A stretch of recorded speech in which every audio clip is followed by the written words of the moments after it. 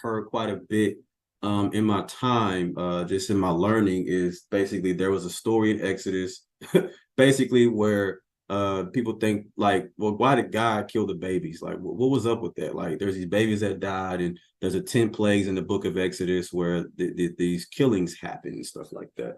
Uh, the Egyptians were disobedient, and some people think as a result that on the 10th plague that God intensified the punishment by basically killing these babies, killing these children. Okay, so we're going to look at this. We're going to pretty much tackle a very uh, a topic that a lot of people use to argue against Christianity, God, Jesus, yada yada yada, all those kind of things. So the first thing we really have to understand about the book of Exodus, the whole entire Old Testament in itself is a Hebrew foundation. The Bible is a Jewish book. It's a Hebrew book. So in the English, we say the word Exodus, but in the Jews would have said Shemot or Shemot. And then Shemot, it means names, like your name. So a lot of times in the Christian Bible, we attribute the book of Exodus to describing this, when Moses led the Israelites out of Egypt. There was this parting of the Red Sea. There was this great exit. So a lot of people attribute Exodus to this great exit. And that's how a lot of people just, they just see it as that, but there's more, right? There's the Shemot, and it means names, but really it's like, why, why, what does names have to do with this book? Why is this even a thing? So the book of Shemot, Exodus, it is a story of the liberation of the Jewish people from their bondage in Egypt, and the giving of the Mosaic covenant to the people of Israel. So it's a story of liberation and the giving of the law, the God's law. So honestly, this book, the book of Exodus, Exodus, it answers the question, who is God? If you ever like wonder, okay, who is God? Like, this book is going to tell you. The book of Exodus, it answers the question, who is God? Now let's take a second to just go through the scriptures and let this do the talking and let it speak to us. Now I'm not going to read all of this, but a good place to start is in Genesis 15, where we all know Abraham to be, well, let me not say we all know, but Abraham is considered to be the father of the faith. When we talk about faith, he was the primary example of what is faith, how are you to illustrate it, how are you to answer, what is faith, and who's a really good example of this in the Old Testament, and this is Abraham. So we're going to look here in Genesis 15. Well, this is a story of God, the Lord's covenant promise to Abraham. And God, he practically, he tells Abraham that I'm going to give you the nations, but they're going to be in bondage for 400 years. Yeah, here it is, verse 12. Let's start in Genesis 15, verse 12. It says right here, you can see my screen for those who are looking. As the sun was going down, Abraham fell into a deep sleep, and a terrifying darkness came down over him. Then the Lord said to Abraham, you can be sure that your descendants, God is promising his descendants, will be strangers in a foreign land where they will be oppressed as slaves for 400 years. So he tells Abraham, you're going to have descendants, but they're going to be oppressed for 400 years. But I will punish the nation that enslaves them, and in the end, they will come away with great wealth. As for you, he tells Abraham, at some point you'll die. You will die in peace and be buried at a ripe old age. After 4 generations, your descendants will return here to this land, for the sins of the Amorites do not yet warrant their destruction. So then there's this covenant that God makes with Abraham. And so this is the scripture where Abraham, he's told, all right, you're going to have some descendants. They're going to be in bondage for 400 years. And there's this. So then we go to Exodus chapter 1 here. And what we see here is, let's go. Of course, this begins the story of the Israelites in Egypt. And this is actually probably where a lot of the frustration of the Israelites started. Let's start here at verse 15. Then the Pharaoh, the king of Egypt, gave this order to the Hebrew midwives, Shiphrah and Puah: when you help the Hebrew women as they give birth, Watch as they deliver. If the baby is a boy, kill him. If it is a girl, let her live. So these Egyptian people, they believed in killing babies too. So so this was a part of their culture, and I'll get more into this as we continue. So the idea of killing babies, that was already a thing for them. They already did that as a natural thing. And in verse 17, but because the midwives feared God, they refused to obey the king's orders. They allowed the boys to live too. These Hebrew people did not obey the Egyptian king, and they said, "Nah, we fear God more than you, so we're not going to do what you tell us to do." So the king of Egypt called for the midwives. Why have you done this? He demanded. Why have you allowed the boys to live? The Hebrew women are not like the Egyptian women. The midwives replied, they are more vigorous and have their babies so quickly that we cannot get there in time. Sorry. So God was good to the midwives, and the Israelites continued to multiply, growing more and more powerful. And because the midwives feared God, he gave them the families of their own. Now, after this happens, then what happens is God raises up a deliverer, Moses, and discloses, to Moses that, whom he's speaking by at this burning bush. Moses had this encounter at the burning bush, and God tells Moses who he is by his name, but he doesn't really necessarily say hey God, hey Moses, my name is Garrett. He doesn't say that, but we'll look at that in a second. And he's telling Moses, he says, I am. That's the name he gave him. I am. That's the name. And it's because Moses had asked, who are you? And God's like, Moses, if I was even answered that question right, there's no fill in the blank answer that I can give you right now. There's no way I can just give you a traditional answer. But for right now, just know that I am whoever I am that I am. Just take that for right now, because I'm so bigger than you can ever even imagine. There's no way that you're going to understand, what I'm going to tell you in a fill in the blank answer. So right now, just know that I am. I'm faithful, able, listening, and sovereign. And God was answering all these questions by saying, I am to these people. So as the story goes along in the book of Exodus, God answers the question. He does answer the question. He really does. And then also with these Israelite people, they did not have a Bible yet. They didn't have the Torah. They didn't have the law. They didn't have any scriptures to refer to yet. God gives Moses those covenants on Mount Sinai later in Exodus, but not at this particular point. So the only thing these Israelite people have at this particular point is really just a testimony of the God that they serve through the stories that's been passed down to them from their parents and their Hebrew tradition. So they themselves have heard the stories of Abraham and Isaac and Jacob. They've heard these stories. And so it's not lining up, because in Exodus 1, these Israelites, they're being oppressed for 400 years. But the God that they heard in their tradition and the God that they're experiencing right now, it's two different gods. So who is this God? Because the God that Abraham experienced and the stories that I heard about him and things of that nature, there's no other way that I'm sitting here and I'm just in slavery for all these years, and there's a God out there who just be doing all these miracles and healings and all these events. Why he ain't rescued me from my bondage? That was a big tension for these Israelites at this particular point. So they themselves, Moses asked God, who is he? The Israelites, they're probably asking too, God, who are you? Because I don't understand. From what I hear and from what I'm experiencing right now, I don't get it. It's just like African Americans today when we went through slavery and our ancestors went through that, it was probably hard for a lot of them to reconcile that as well. The God that I read about in the Bible and the God that I'm experiencing today, I don't understand. Then you start having questions and you start wondering, what do I do? And you start doubting, and it's a lot of these things that happen. But these Israelites are facing a huge tension. They're trying to figure out, who is this God? So then let's go to Exodus 2:24 and 25. Let's read what this says. So then it says here that God heard their groaning, and he remembered his covenant promise. We just read that in Genesis 15. He remembered his covenant promise to Abraham, Isaac, and Jacob.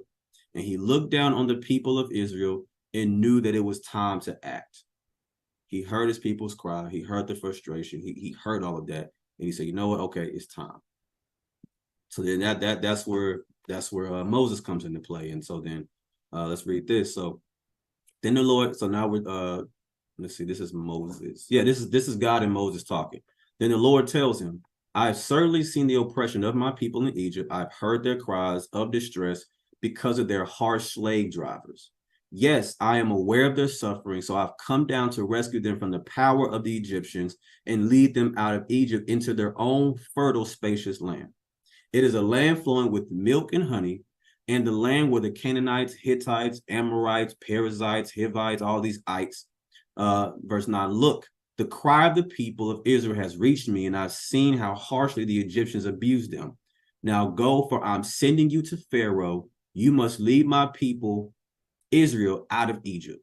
But Moses protested, who am I to appear before Pharaoh? Who am I to lead the people out of Israel out of Egypt? God answered, I will be with you. This is your sign that I'm the one who sent you. When you have brought the people out of Egypt, you will worship God at this very mountain. But Moses protested, if I go to the people of Israel and tell them, the God of your ancestors has sent me to you, they will ask me, what is his name? There go again. What is his name? So when I talk to them about this God, who should I say you are? What is his name? There it goes again. There's this. So the book of Exodus, it answers the questions. We keep going. He's going to reveal himself. But Moses is asking, the God of your ancestors has sent me to you. They will ask me, what is his name? Then what should I tell them?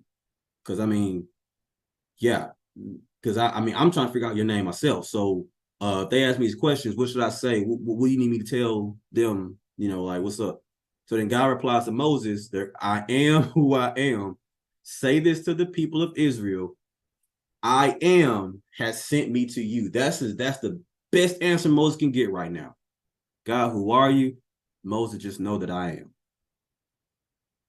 So sometimes we be asking God questions. We want to know things about God, and we're asking him things, but oftentimes he doesn't always give us the answer that we think we deserve. Or maybe he's giving you what he knows you can handle right now. It could be a bunch of different things, but you see Moses himself just asking, okay, but then it's like, okay, I am. Just know that right now.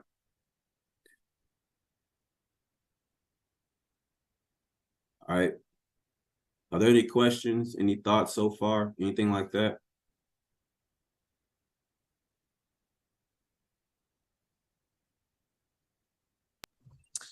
No, I'm following. You're good. It's clear. Colin, you good? Yeah. Okay. All right. So let's go to Exodus 5, 1 and 2 right here. And it says, so after this presentation to Israel's leaders, Moses and Aaron went and spoke to Pharaoh. They told him, this is what the Lord, the God of Israel says. Let my people go so they may hold a festival in my honor in the wilderness. Is that so? Retorted Pharaoh. Here go again. Here go the question. And who is the Lord? Why should I listen to him and let Israel go? I don't know the Lord, and I will not let Israel go. That go to question again. Who is this guy? You coming to me talking about, so let these people go, and the Lord said, bro, who is this Lord? Like, I don't know what you're talking about. Why should I listen to him? Like, what do you, man, get out of my face, dog. I don't know who you even is, bro. Come on, man. Bye. Who is the Lord? Now, here's the thing. Here's the thing. Don't be asking questions you ain't ready for the answer for. Because he go find out. Like Pharaoh asking the question, who's Lord? He finna find out in a minute, because again, this book, it introduces who is God. The book is even named names. It's called names. Who is God? Read the book of Exodus. You're gonna find out real quick. So before I go like into in a deeper way, first we want to kind of stop here for a second. If y'all got questions, great. But this is a very hot topic, is Exodus 9:12, where it talks about, but the Lord hardened Pharaoh's heart. And just as the Lord had predicted to Moses, Pharaoh refused to listen. So there's a lot of people that will say, like, okay, well, why because we serve a God that gives us free will. So if God gives us free will, then why is God himself hardening Pharaoh's heart? Because people interpret this to mean, okay, God doesn't get, like, God took Pharaoh's choice away. So how can a God give us free will, but yet here it doesn't seem like it seemingly looks like God did not give Pharaoh free will because he hardened his heart. Now, and again, this is a Hebraic book. This is a Hebrew Bible with Jewish traditions, and this is written. Moses himself, it's believed that Moses wrote Genesis, Exodus, Leviticus, Numbers, and Deuteronomy. So this is a book that Moses wrote. Like, I mean, so he'd have the best perspective on this. Now, in the Hebrew, in the Jewish Bible, this word hardened, this word hardened, it actually means that God strengthened his will. Let's see. Let's go to it. NLT, Exodus 9:12. Exodus 9:12. But the Lord hardened. Hardened his heart. God did it. So did he give him a choice? Like, why did God take his choice away? But did God take it away? Or did God give him a choice? And then when Pharaoh made his choice, God just strengthened that will. All right. So to strengthen, prevail, harden, be strong, to become strong, be courageous, firm, grow firm, be resolute, be sore. So, it is this when God was telling Moses that I'm going to harden Pharaoh's heart, he was not telling him that I'm making a decision for him. Pharaoh already made a choice long ago. I'm not going to let these people go. I mean, it's right here in Exodus 5, chapter 5, verse 1-2. Moses goes to him and says, let my people go. God said, let my people go. He says, is that so? Retorted Pharaoh. And who is the Lord? Why should I listen to him and let Israel go? I don't know the Lord, and I will not let Israel go. He already made the decision a long time ago that he's not going to listen to this God. So what God did was God decided to just strengthen his will. Okay, so since you're not going to listen, since you're going to be stubborn, I'm going to use your ignorance for my glory. All right, since you don't want to give it away, you want to do it the hard way, bet I'm going to use that. As a matter of fact, you asked the question, who am I? Better yet, I'm going to answer that question too while I'm at it. So you don't know who I am. You don't want to listen to me. Then you're asking who I am. I'm going to answer all that in one. So I'm going to use your ignorance to prove who I am since you don't want to listen. All right. Now, here's the thing. When we go, so then we know in Exodus, let me stop saying we know. I don't want to assume that you all, but if we, many people have definitely heard the story of the 10 plagues. The plague of blood, the plague of frogs, the plague of gnats, the swarms of flies, pestilence, boils, hail, locusts. These are these 10 different plagues that took precedence. And what happened was God had used each plague as a sign to tell Pharaoh, hey, since you want to listen, I'm going to send a plague of blood to you. And then Pharaoh still didn't listen. So then God sends frogs. Didn't listen. He sends gnats. Didn't listen. He sends swarms of flies. He didn't listen. He sends pestilence. Didn't listen. I mean, at this point, bro, I'd have said, look, take him. But he just didn't get it. All right, so then he sends hail. Didn't listen. Locusts. He didn't listen. Darkness. Didn't listen. The death of the firstborn. Okay, then he listened. It took 10 miracles to get this dude to realize, like, look, man, like, I'm God. I'm doing all these things. So it's like, how do you not get it? But let's take a second. Let's look at Exodus 7:14-24. Let's look at this. Then the Lord said to Moses, Pharaoh's heart is stubborn, and he still refused to let the people go. So go to Pharaoh in the morning as he goes down the river, stand on the bank of the Nile and meet him there. Be sure to take along the staff that turned into a snake. Then announce to him, the Lord, the God of the Hebrews, has sent me to tell you, let my people go so they can worship me in the wilderness. Until now, you have refused to listen to him. So this is what the Lord says. I will show you that I'm the Lord. Since you ask him, I'm going to answer your question. Look, I will strike the water of the Nile with this staff in my hand, and the river will turn to blood. The fish in it will die, and the river will stink. The Egyptians will not be able to drink any water from the Nile. So then the Lord says to Moses, take Aaron, take your staff, raise your hand over the waters of Egypt, all its rivers, canals, ponds, and all the reservoirs. Turn all the water into blood. Everywhere in Egypt, the water will turn to blood, even the water stored in wooden bowls and stone pots. So Moses and Aaron did as the Lord commanded them. As Pharaoh and all of his officials watched, Aaron raised his staff, struck the water of the Nile, Suddenly, the whole river turned to blood. The fish in the river died. The water became so foul that the Egyptians couldn't drink it. There was blood everywhere through the land of Egypt. But again, the magicians of Egypt, they used their magic, and they too turned their water into blood. So you got these, magicians that are like, okay, well, we can do that too. Which is really kind of interesting. I'm gonna get to that.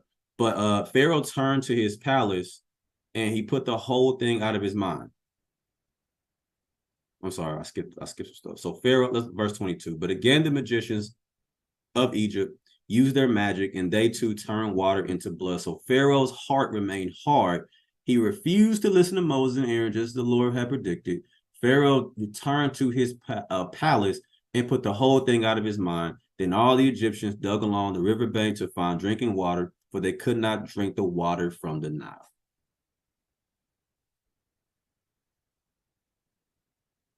So now let's look at the gnats. Let's look at the gnats here. Like if gnats, now I'm skipping some of them. I can't go through all of them. We'll be here all day going through all, so I'm gonna go through a few. So here's Exodus 8:16-19. So the Lord said to Moses, "Tell Aaron, raise your staff and strike the ground. The dust will turn to swarms of gnats through the land of Egypt." So Moses and Aaron did just as the Lord had commanded them. When Aaron raised his hand and struck the ground with his staff, gnats infested the entire land, covering the Egyptians and their animals, and the dust in the land of Egypt turned to gnats. Pharaoh's magicians tried to do the same thing with their secret arts, but this time they had failed, and the gnats covered everyone, people and animals alike. This is the finger of God, the Egyptians exclaimed. So now his Pharaoh's own servants are saying, we can't even do this. Yeah, Pharaoh, this guy right here, bro, because we can't. Yeah, bro, this one out of our league, homie. We can't fix this one. Pharaoh's heart, but it still remained hard. He didn't listen. He would not listen to them, just as the Lord had predicted. So this, I mean, the man's stubborn. Like he just doesn't want to budge. So let's look at another one, the plague of the pestilence. So go back to Pharaoh. The Lord commanded Moses, tell him this is what the Lord, the God, the Hebrews says. Let my people go so they can worship me. If you continue to hold them and refuse to let them go, the hand of the Lord will strike all your livestock, your horses, donkeys, camels, cattle, sheep, goats, with a deadly plague. But the Lord will again make a distinction between the livestock of the Israelites and the Egyptians. Not a single one of the Israel's animals will die. The Lord has already set the time for the plague to begin. He has declared that he will strike the land tomorrow. And the Lord did just as he had said. The next morning, all the livestock of the Egyptians died, but the Israelites didn't lose a single animal.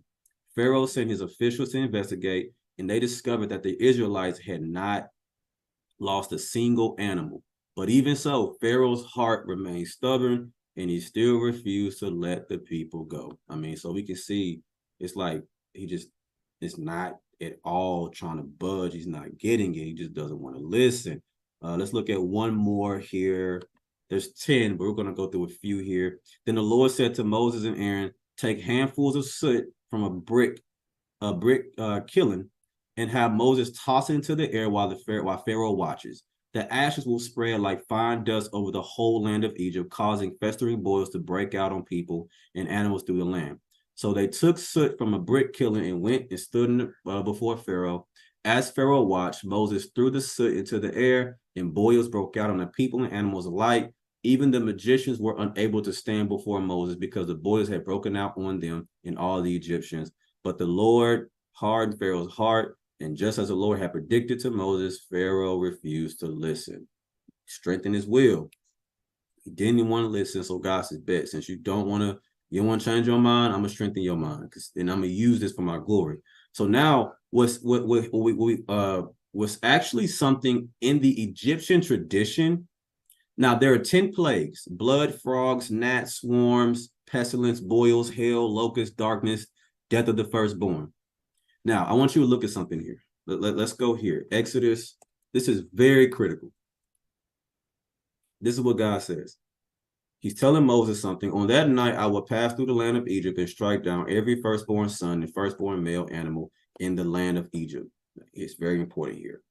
God says, I will execute judgment against all of the gods of Egypt, for I am the Lord. So how is God executing judgment on all of Egypt's gods? Now remember, the Hebrews are a monotheistic religion. They worship one God. The Egyptians, they're polytheistic. Mono means one, poly means multiple. So the Egyptians, they worship more than one God. They have a God for fruit. They have a God for, I mean, anything a person could want. I mean, if a person wanted a relationship, they had a relationship God. If they wanted water, they had a water God. If they wanted let's see, if they wanted healing and peace, they had the goddess of nature. If they wanted some sun to come up on their crops, to grow their crops, then they go to the sun god. But they had different gods for different things, and they would go to that particular god. They would do whatever that god requires, and then that god would give them whatever they want. So that's how the Egyptians and other religions worship too. So the Israelites are unique because they serve one God, and these other religions serve a bunch of different gods. And what a lot of people, and according to a historical standpoint, these plagues, these 10 plagues, the water, frog, gnats, Lord, the death of the livestock, the ashes, boils, hailfire, locusts, days of darkness, the death of the firstborn. These plagues are thought to be symbolic of the defeat of the various gods of the Egyptian mythology. So each plague that God is doing, he's actually defeating each god that these Egyptians have. So when the water turned to blood, that was the god Happy, the god of the Nile, Hapi. So when God turns the water to blood, he's actually taking an Egyptian god and he's making their god do what he wants it to do. And he's communicating to these Egyptians. You remember your Pharaoh asked me who I am? I'm the God that can tell your guys what to do. So the plague of the frogs from the Nile River, that's the goddess Heket. That's the goddess of fertility and water. So when God does this plague of frogs, well, that right there is saying, you know what? Okay, bet. I'm gonna take your other god. I'm gonna make him do what I want him to do too. Then the plague of the gnats from the dust. That's the god Geb, Geb. That's the god of the earth. So then the next one, the swarm of the flies, that's the Egyptian god Khepri, the god of creation, the lord of the flies and the beetles. The death of the livestock, that's the goddess Apis, Apis. That's the goddess of the animals that look like a bull. You may hear Osiris. The ashes to boils, that is the goddess Isis. That's the goddess of nature, healing, and peace. The plague of hail, that was the god Nut or Newt. That's the sky goddess. The plague of the locusts sent from the winds, that's the god Set. That's the god of the storms and darkness. And the 3 days of darkness, that's called God was using the sun god Ra. He's taking the sun god and making him ineffective, and then it's dark. So all these plays that God is utilizing here, he's taking each Egyptian god and making him do what he wants to do with them, and that's communicating to every single Egyptian, yo, who is this God that y'all be worshiping? Because every God that I worship, he taking and using it to how he wants to use it. So who have I been worshiping? Remember, Pharaoh asked, okay, who's this God? Why should I listen to him? Well, you finna find out real quick. I'm the God that's over your guys.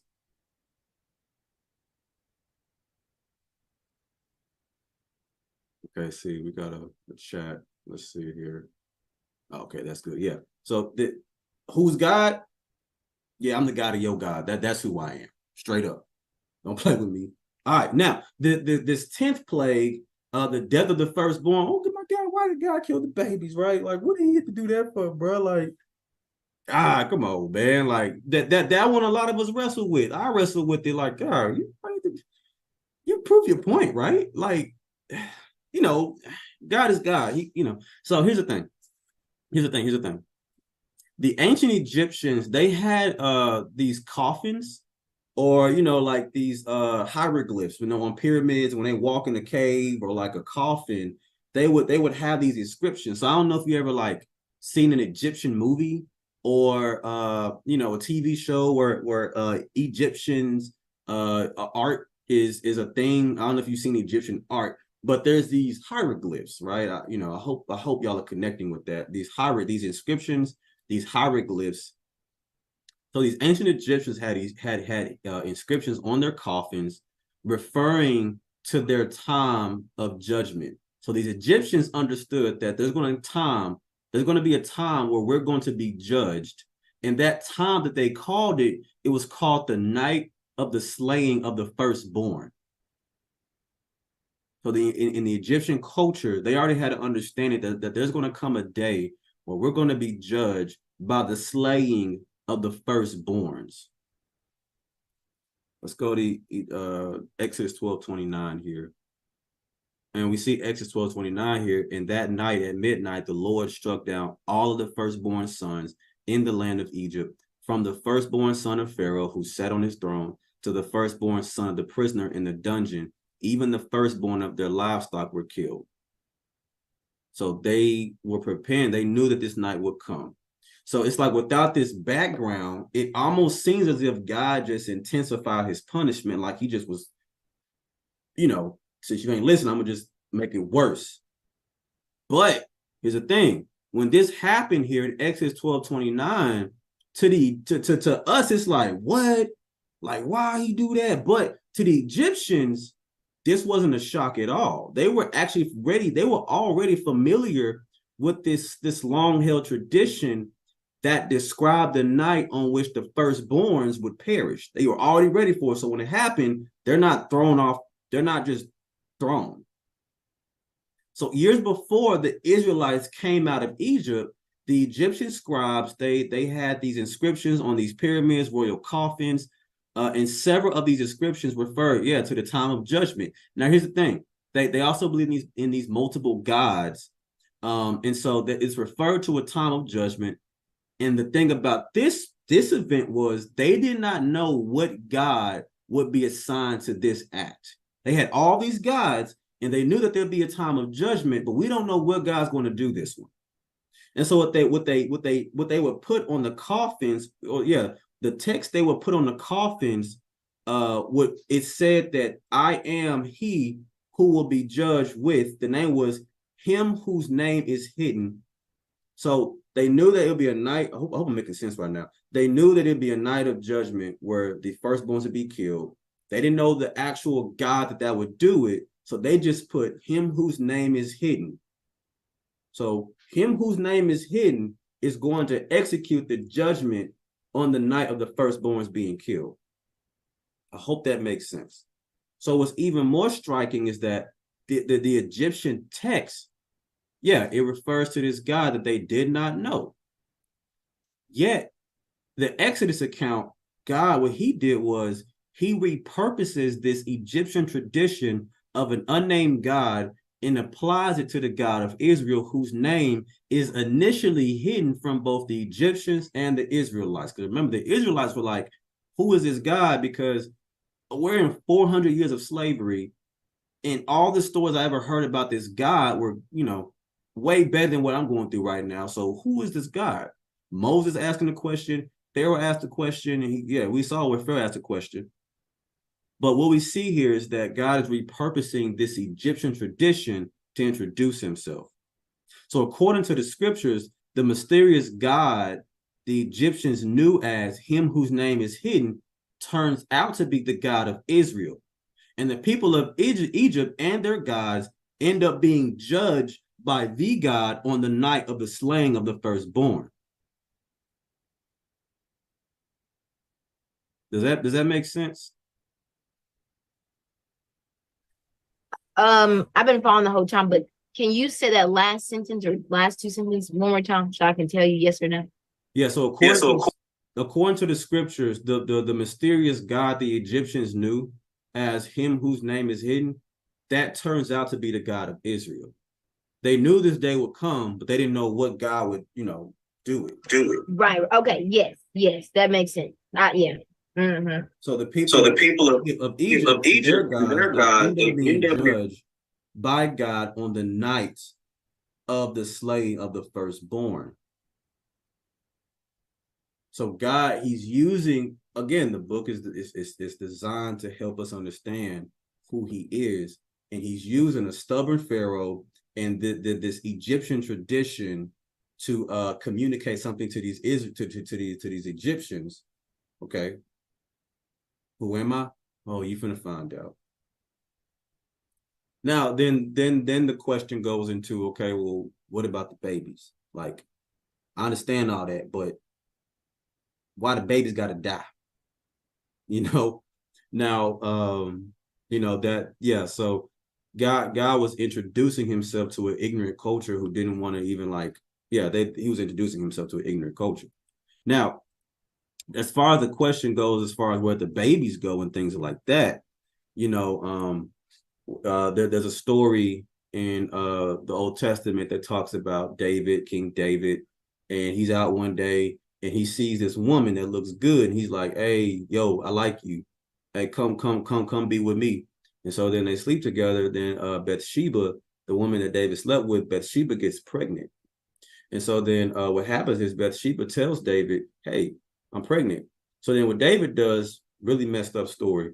He then goes and Bathsheba had a husband, by the way. So then David goes and gets Bathsheba's husband killed to then marry his mistress. And so then as time goes by, the baby, Bathsheba's baby, ends up dying. I don't remember if the baby died in Bathsheba's womb or the baby died as she was trying to deliver the baby. The baby. It was born and then it started dying. Because that's why David started praying and lamenting for like a couple of days. I missed the part. Did the baby die in the womb or the baby died when she was trying to deliver? It was born and then it started having like bad illnesses. And so David started praying to try to get God to save it. Okay, so the baby was born, but then it started getting really sick and then it eventually ended up dying. Mm-hmm. Okay, gotcha. All right. I knew it was something like that. I don't remember like how it actually went down, but yes, that's good.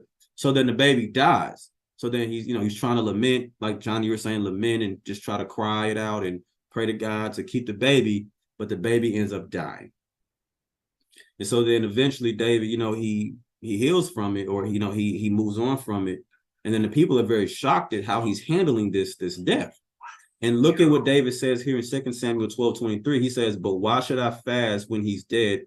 Can I bring him back again? I will go to him one day, but he cannot return to me." So what is David saying here? My child who died, I mean, I can't, me crying about it's not going to bring him back. It's not going to fix anything. One day when I leave this earth, I'll go to him. I'll meet him in heaven, but he's not going to like come back to me. So David, in this Jewish tradition, there was a thing called the age of accountability. And in the age of accountability, it was basically an age where a young person at this particular age, they are held responsible for who they believe in.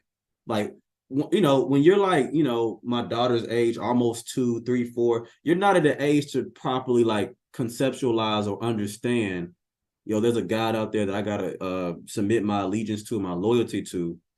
I have to particularly just go ahead and like pledge my allegiance to this God. There's a certain age these Jewish people believe where they could actually do that. And so that was called the age of accountability. And so a baby dying, here, according to what David is saying, this baby died, and he's believing that this baby's already in heaven. So according to the scriptures, babies that die like that, they all make it go to heaven. They're innocent. They can't, where's they going to go? And here David is saying, I will go to him one day, as in I'll meet him in heaven one day, but he can't come back down here.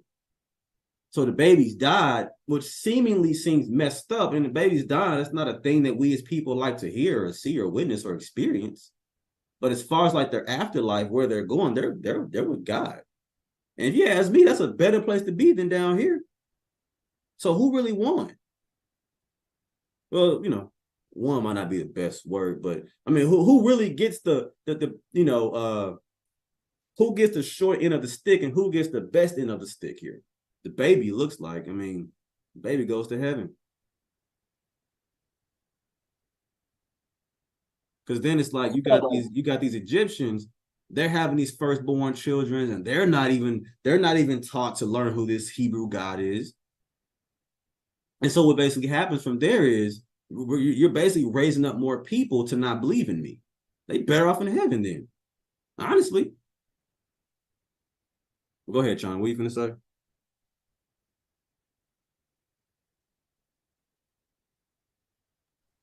I was going to ask about because the thing was the firstborn.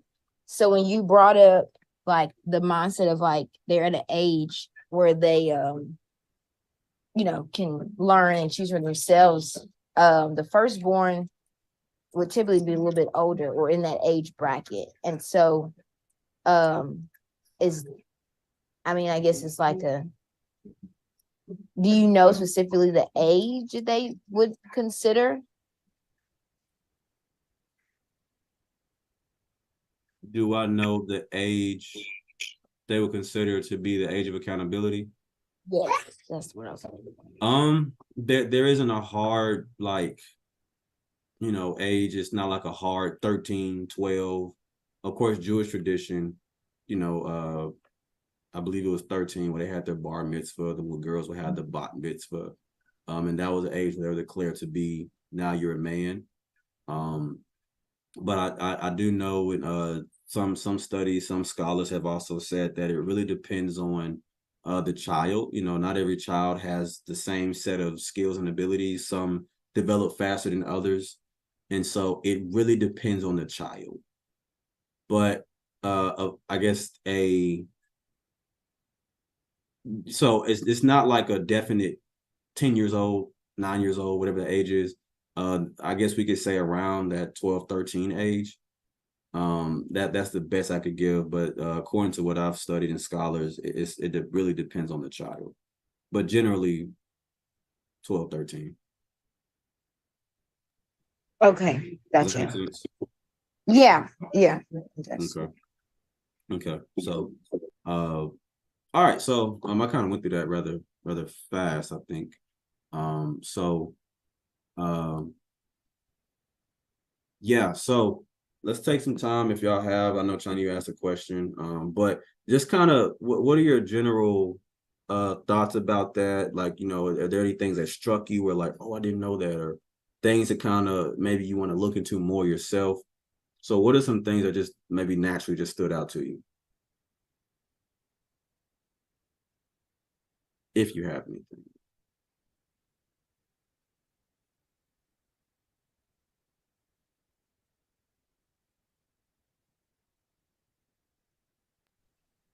For me, it was quite a few things because I'm actually doing this lesson with the children's church. So one that the plagues, 10 plagues, yes, Pharaoh was, being stubborn, but the fact that God was being very strategic with it by going for the gods or the demigods they were worshiping, that gives more clarity and more context. So that was really good to know. Um and then the age of accountability that gives some context because yeah, just to hear that they were like heartbroken because a lot of them were firstborns, and so they were kind of like, what in the world? So that gives of course context to it, which would be helpful. And you had said one other thing. um Shoot, I don't know, lost. I forgot it. It was one other thing you said, but you're just giving. Oh, the fact that it was on the Egyptian walls, like the Egyptians already knew that there was going to be a day of judgment for them, and the fact that they never knew what God would do it, be responsible for it, and so it was just an unknown name. So yeah, as always, you taught me a lot, but that was really good because it hit home because that's what I'm working on now with the kids. So I gotta go update my PowerPoint now. So, Yeah. yeah. And it really starts to it got me when I began to look at the Hebrew term of Exodus. It's like, okay, Shemot, it means names. What does that even got to do with this book? You know, I mean, maybe that's just my mind going in a certain place, but for that book to really be named to the Jewish people understood that book to mean names. What names?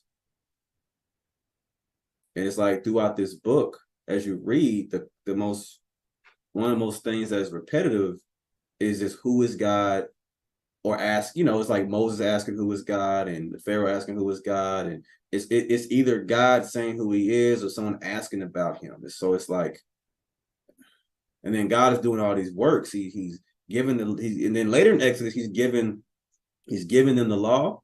There's the cloud by day, a fire by night. So it's the manna coming from heaven. There's a lot of things God is doing in this book, and these Jewish people are learning through this time. Like, okay, now you're introducing yourself to me. You're telling me who you are through these events. So it's like, oh, that's who you are. And there's so many things he did that revealed himself in so many different ways. So I don't know if that made any sense, but it's just like this. Man, why is it called names? But that made sense to me, at least. Um, Yeah, no, that's clear. yeah. Um, Colin, you got anything, brother? No, I just like she was saying, how he was showing who he is through by going through the demigods Mm-hmm. and showing him and making the Pharaoh realize that you're nobody. Well, I ain't gonna say you ain't nobody, but like compared to me, who are you? Yeah, yeah, that's good. That's good. That's real good. Yeah, he is. He's introducing himself. So, like, what's the book of Exodus about? Who is God? It answers that question. Who is he? Um, yeah, yeah. And so, there's a lot of things in there. Never ask a question and you're not ready for the answer.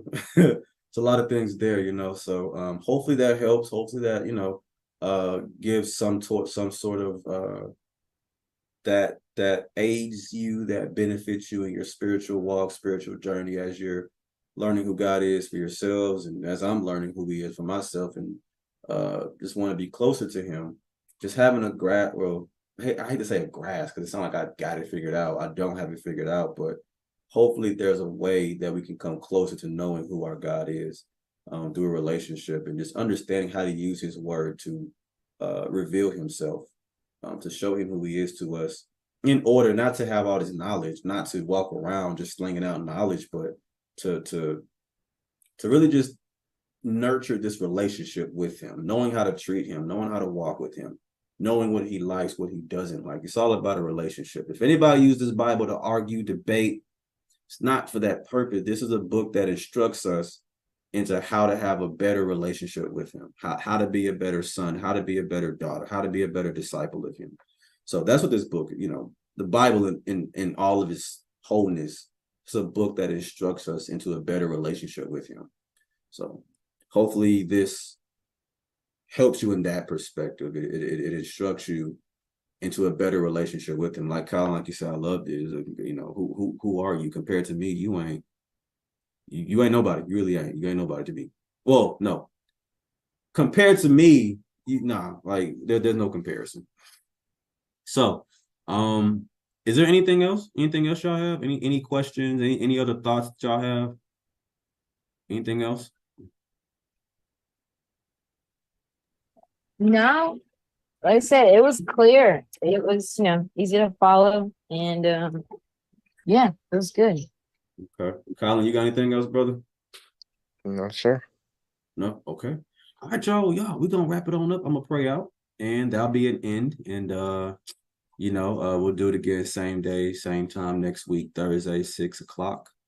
And yeah, we'll just keep this going. Thursdays at 6, Colin. So Thursdays at 6 o'clock, we'll be here.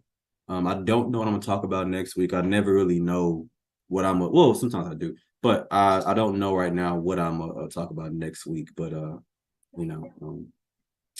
you'll find out next week. So yeah. Okay. All right. Well, dear Father, thank you for this time. Thank you for this moment. Lord, we just pray that this brings our heart closer to you. We just pray for your spirit to be with us as we're just going in our daily lives, as we're just walking with you and getting to know you better. We pray that this just whet the appetite to stir, foster, or hunger inside of our hearts, and really for this desire to know you better, to walk with you every single day, just like your son did. And as we follow your son, as we come closer to your son, we're coming to you through following your son. So it's in your son Yeshua's name we pray. Amen.